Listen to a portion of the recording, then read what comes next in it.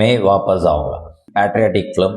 ஆனால் அதை தாண்டி ஒரு விஷயம் எனக்கு ரொம்ப உறுத்துச்சு. பாகிஸ்தானி ஃபிலிம் மேக்கர் இந்த படத்தை ரொம்ப பாராட்டி எழுதியிருந்தாரு. எனக்கு ரொம்ப ஆச்சரியமா இருந்துச்சு. இந்தியன் பேட்ரியாட்டிக் மூவி, பார்டர்ல இருக்க பிரச்சனை சம்பந்தப்பட்டது டியூரிங் த இண்டிபெண்டன்ஸ். அப்போ பாகிஸ்தான்காரங்களை எவ்வளவு கொடூரமா காட்டியிருக்கணும் அப்படின்னு நாமளே இமேஜின் பண்ண முடியும். அப்படியேப்பட்ட படத்தை ஒரு பாகிஸ்தானி ஃபிலிம் மேக்கர் பாராட்டி இருக்காரு அப்படிங்கும் போது சம்திங் இஸ் தேர் அப்படின்னு அந்த படத்தை நம்ம பார்க்கலாம். யூஷுவல் பேட்ரியாட்டிக் ஃபிலிம், பட் எந்த இடத்துலையுமே போர் அடிக்காம நான் லீனியர்ல ஸ்டோரியை வச்சு உண்மையாலுமே சூப்பரா எடுத்திருந்தாங்க. லவ் ஸ்டோரிஸும் சரி, எல்லாமே சூப்பரா இருந்துச்சு. இதுக்கு முன்னாடி அந்த மாதிரி சீன்ஸ் பார்த்துருப்போமா அப்படின்னு எனக்கு தெரியல.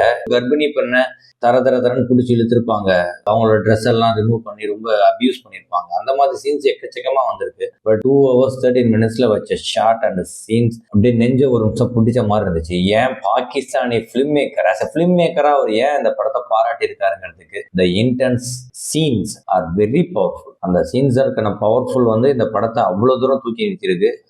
தியேட்டர்ல மிஸ் பண்ணதுக்கு நீங்க வருத்தப்பட்டீங்க அப்படின்னா நெட்ஃபிளிக்ஸ்ல கண்டிப்பா பார்க்கலாம். கொஞ்சம் வீக் ஹார்ட்டடா இருந்தீங்க அப்படின்னா 2 hours 12 minutes வரும்போது ஒரு 2 to 3 minutes ஸ்கிப் பண்ணிக்கோங்க.